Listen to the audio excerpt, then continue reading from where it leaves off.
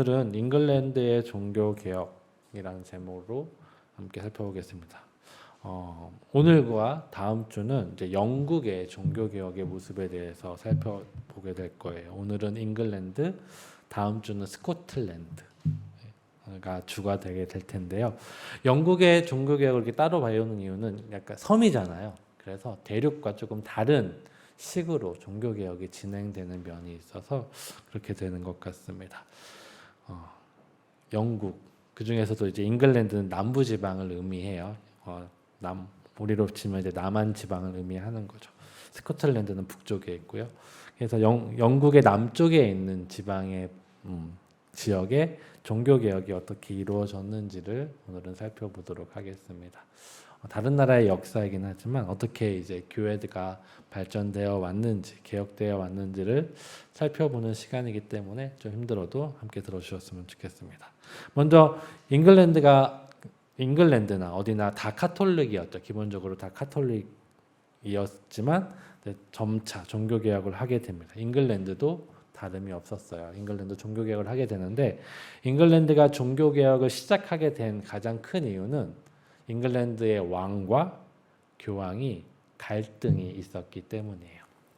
그러니까 교황청에서 굉장히 멀리 있는 곳이기도 하고 그러니까 대륙에서 떨어져 있는 섬이기도 해서 많은 영향을 받지 않긴 하지만 그래도 가톨릭이기 때문에 교황의 이제 의견이나 말을 들어야 했었던 왕이지만 어떤 이유 때문에 이 왕이 교황과 갈등이 생깁니다. 어떤 이유 때문이었을까요? 바로 결혼 문제 때문이었어요. 먼저 헨리 8세는 왕이 되자마자 자신의 형의 부인인 캐서린 아라곤이라는 여자와 결혼을 했어요. 캐서린 아라곤과 결혼했고 딸을 한 명 낳습니다.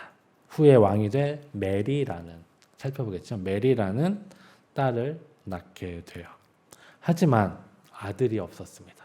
아들이 없어서 왕은 새로운 여자가 눈에 들어오게 됩니다. 바로 캐서린의 시녀였던 앤 볼린이라는 여성이었어요. 이 여성과 결혼하고 싶은데 지금 가톨릭이잖아요. 왕도 일부 일처를 지켜야 하는 상황이었습니다. 그래서 어떻게 할까 고민하다가 꾀를 낸 게 캐서린은 내 아내가 아니라 형의 아내였잖아. 그러니까 형의 아내고 형사 출세에서 결혼한 것이니까 이 결혼은 무효야. 나는 나의 결혼을 하고 싶어.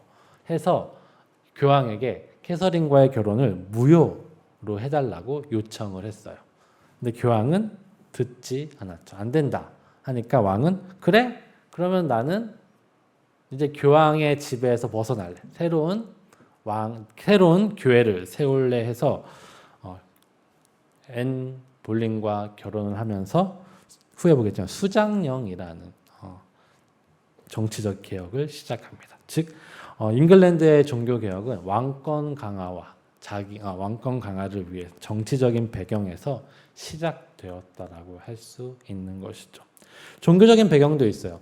근데 왕권 강화를 하지만 카톨릭의 교리와 카톨릭의 그 배경을 가지고 있을 수 있어요. 그러나 교리를 바꾸고 새로운 개신교의 그 신앙을 가져오게 된 이유는 뭐냐면 이미 영국 안에 지난달에 배웠지만 위클리프라는 사람으로 시작된 종교개혁의 바람이 시작되고 있었고 이제 유럽에서 시작된 종교개혁의 바람이 1520년대 케임브리지 대학에까지 영향을 미치게 돼서 루터의 신앙을 공유한 많은 학자들이 생기기 시작했습니다. 고위 학자들이 루터의 종교개혁을 받으면서 이제 잉글랜드 안에서도 개신교의 가르침을 가르치기 시작한 거죠. 그러니까 왕의 입장에서 이제 로마 카톨릭의 영향에서 벗어나라는 왕의 입장에서는 로마의 신앙과 로마 교회, 그러니까 카톨릭의 신앙과 그 의식을 가지고 있는 것보다 새로운 신앙과 새로운 의식을 가져가는 것이 훨씬 더 자기에게 유익이 된다고 생각했기 때문에 정치적인 배경과 이 종교적인 배경으로 종교개혁이 시작이 됩니다. 그래서 헨리 8세는 수장령이라는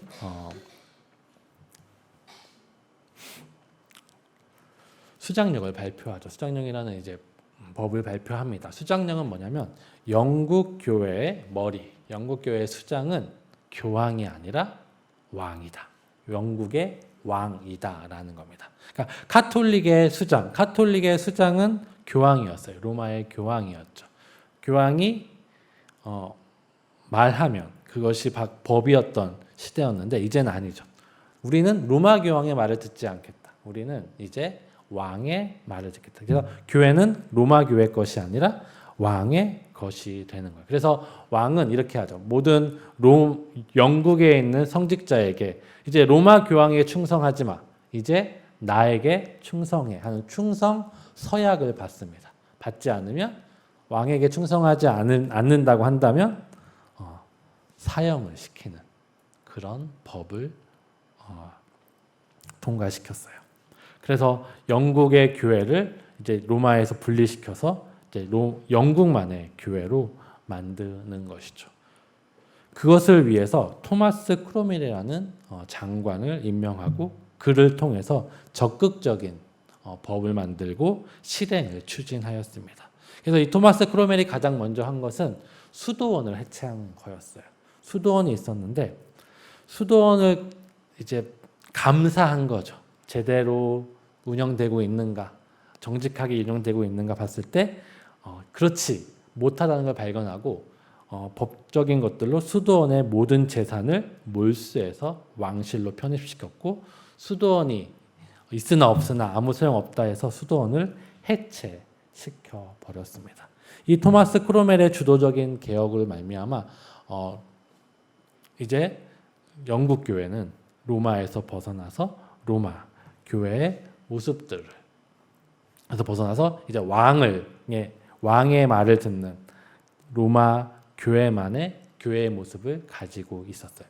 그러나 한 가지 또 봐야 될 것은 가톨릭 교리는 유지했다고 합니다. 즉 가톨릭의 미사, 가톨릭적인 예배와 의식, 가르침은 그대로 두되 로마의 수장만 로마 교황이 아니라 왕이 수장이 된 것이죠. 왕의 말을 듣는 영국 교회를 만든 것입니다. 그래서 급진적인 개혁을 억제하고 최대한 종교적 갈등을 억제하고자 이런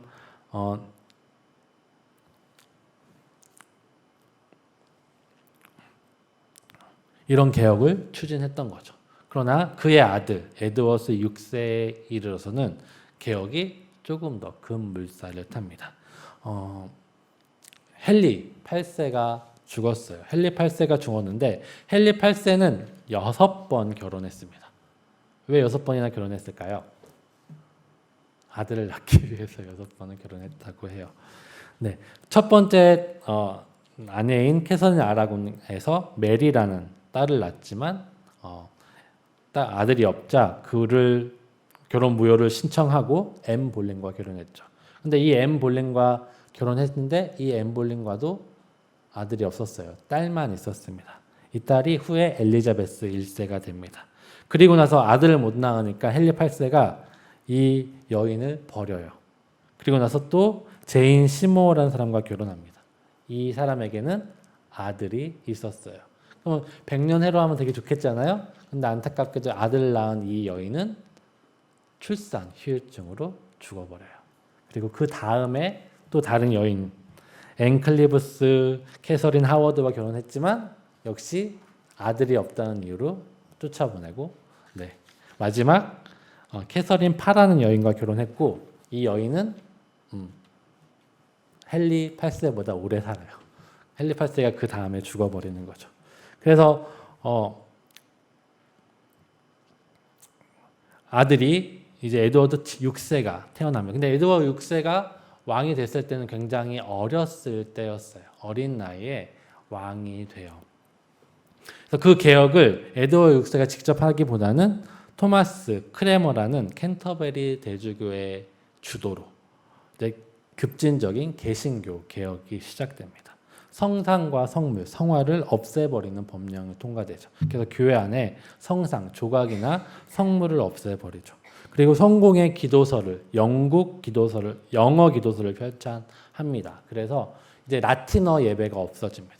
영국 사람은 누구나 예배에 참여해서 영어로 찬양하고 영어로 성경을 읽고 영어로 말씀을 듣는 예배가 시작되는 것이죠. 그래서 영국 기도서를 발행했다는 게 가장 큰 급진적인 개혁이었어요.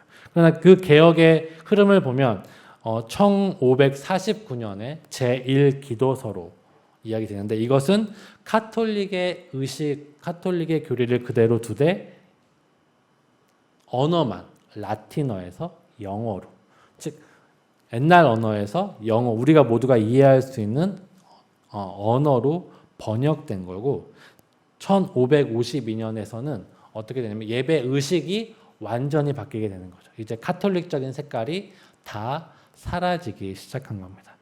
그래서 42개조 신조를 발표하는데 이거는 뭐냐면 새로운 교리 체계, 이제 카톨릭의 교리를 버리고 이제 종교 개혁의 새로운 개신교 교리를 확립하게 됩니다. 이렇게 쭉 종교 개혁의 모습들이 갔으면 좋겠지만 다시 에드워드 6세가 15살의 나이로 요절하게 돼요. 사인은 결핵이었다라고 합니다. 어린 나이에 죽게 되고 그의 누이인 메리 1세가 왕의 자리에 오릅니다. 메리 1세는 첫 번째 부인이었던 캐서린 아라곤의 딸이었어요. 캐서린 아라곤의 딸이었고 캐서린 아라곤은 스페인 사람이었습니다. 스페인은 굉장한 강한 카톨릭 국가였어요. 즉 메리도 카톨릭 색이 굉장히 강했었고 그리고 자기가 카톨릭이고 자기 엄마가 카톨릭이었을 때 아버지 헨리 8세 때 그리고 자기의 동생 에드워드 6세 때 엄청난 박해를 당했기 때문에 왕이 되자마자 메리 1세는 어떻게 했을까요? 개신교를 박해하기 시작합니다. 로마 카톨릭의 교리, 로마 카톨릭의 예배를 회복하려고 하죠. 그래서 에드워드 6세 때 방포했던 교회 법령을 없애버리고 다시 우리 교황과의 관계를 복원하려고 하고 있어요. 그리고 개신교를 박해했죠. 종교개혁을 이끌었던 캔터베리 대주교였던 토마스 크랜머를 파문시켰고 그 국왕의 승인을 받아서 출판했던 매튜 성경의 편찬자인 존 로저스와 같은 종교 개혁자들을 다 화형시켜 버렸습니다. 그러니까 종교 개혁은 우리 영국에서는 없다. 우리 영국에서는 오직 다시 카톨릭의 신앙만 있을 뿐이다 하면서 종교 개혁을 했던 모든 사람들을 다 죽여 버렸던 것입니다. 여기서 쫓겨났던 많은 사람들이 후에 다시 메리 1세가 죽은 후에 돌아와서 종교 개혁을 더 강하게 온전하게 하는 촉매제가 되기도 했어요. 참 신기한 것 같아요. 이런 고난의 때가 오히려 하나님의 일에 더 큰 방향성 가운데 하나님의 일에 더 도움이 되는, 결론적으로는 도움이 되는 역할을 하게 된 것이죠. 그리고 메리 1세가 안타깝게도, 감사하게도 모르겠지만 몇 년 왕에서 못 있어 보시면 아시겠지만 6년 만에 죽어버립니다. 죽어버린 이유는 여러 가지가 있는데 스트레스라고 해요. 여러 가지. 왜냐하면 아무리 핍박을 해도 이미 영국 교회 안에는 개신교 바람이 불고 있었고 그 가운데 자기의 정통성을 살리기 위해 카톨릭으로 복귀하려고 했지만 쉽지 않았던 것이죠.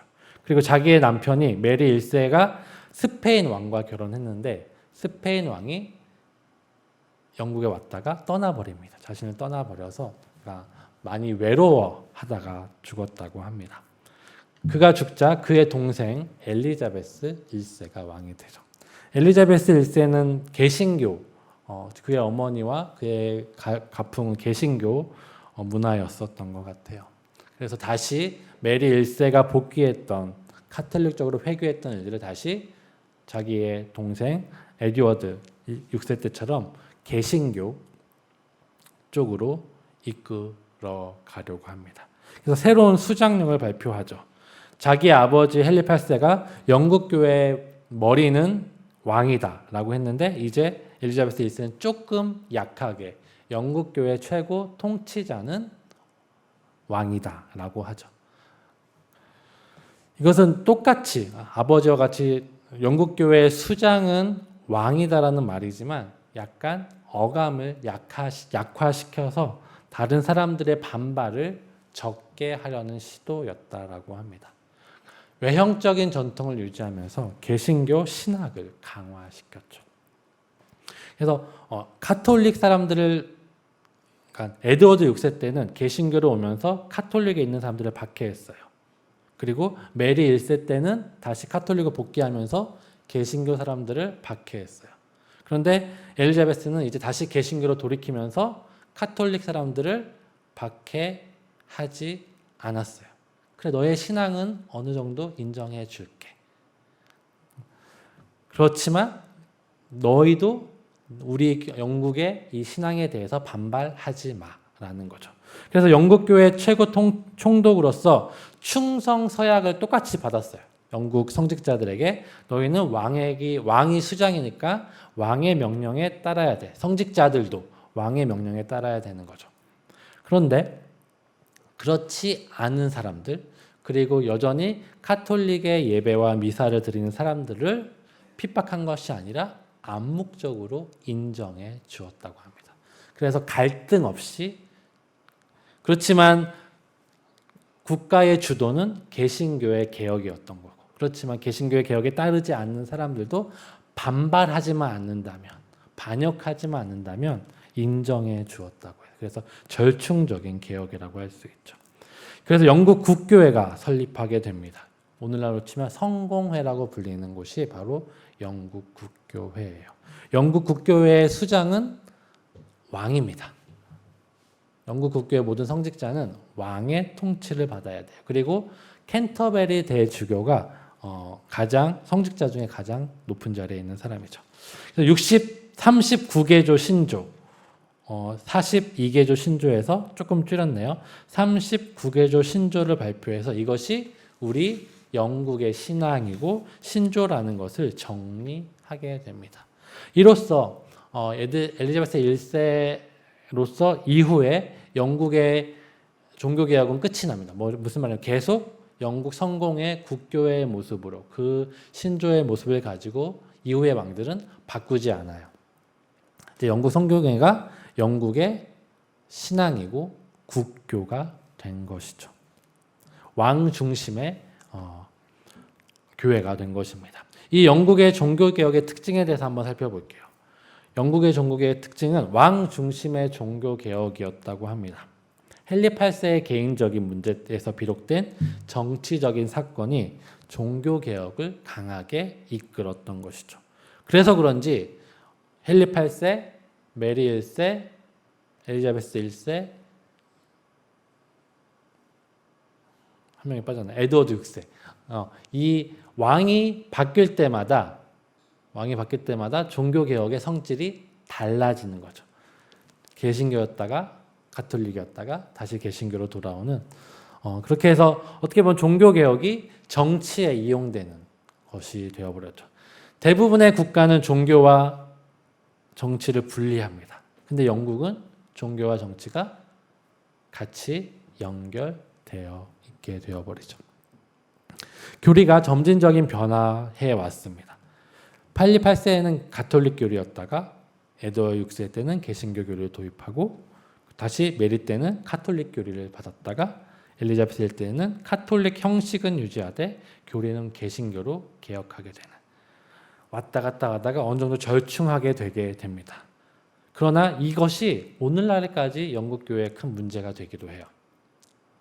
그러니까 영국 교회 안에서도 이 어정쩡한 것이 이 당시에는 정치적으로 아니면 사회 갈등을 봉합하는 중요한 시도였는데, 그러나 시대가 지나면서 이것이 영국 교회 안에서 갈등의 소지가 됩니다.